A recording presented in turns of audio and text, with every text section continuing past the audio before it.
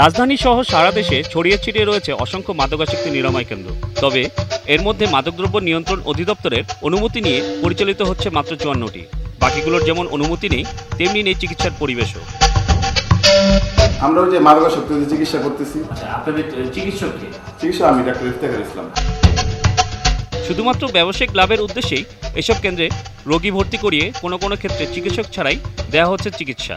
যেহেতু আমরা সেবামূলক প্রতিষ্ঠান হিসেবে করছি, একটা দরিদ্র সন্তান আসলে তাকেও আমরা রিসিভ করি, যেটা বড় লোকের হইলেও করি।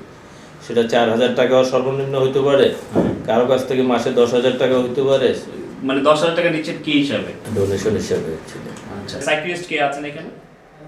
সাইকিয়াট্রিস্ট একজন আরবি পার্সন ছিলেন, আমাদের কার্ড আছে। অস্বচ্ছতাই এসব নিরাময় কারবারিদের মূল পুঁজি।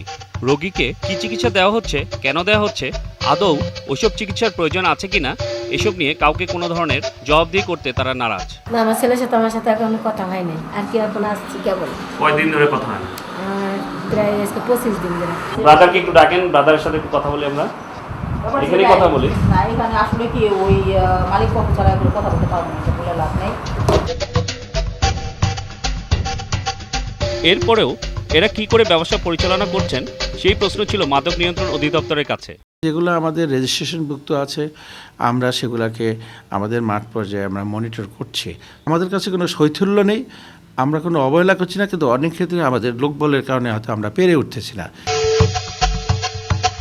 এদিকে মাদকদ্রব্য নিয়ন্ত্রণ অধিদপ্তরের নিজস্ব পরিচালনায় দেশে 4টি বিশেষায়িত মাদকাসক্তি নিরাময় কেন্দ্র থাকলেও সেগুলোর কার্যকর করতেও কোনো উদ্যোগ দেখা যায় না। পুনর্বাসনের কিন্তু একটা প্রোগ্রাম অনেক দূর হয়ে গেছে, কেবলমাত্র জনবল নিয়োগ বাকি বিদায় ওটা চালু করা সম্ভব হচ্ছে না।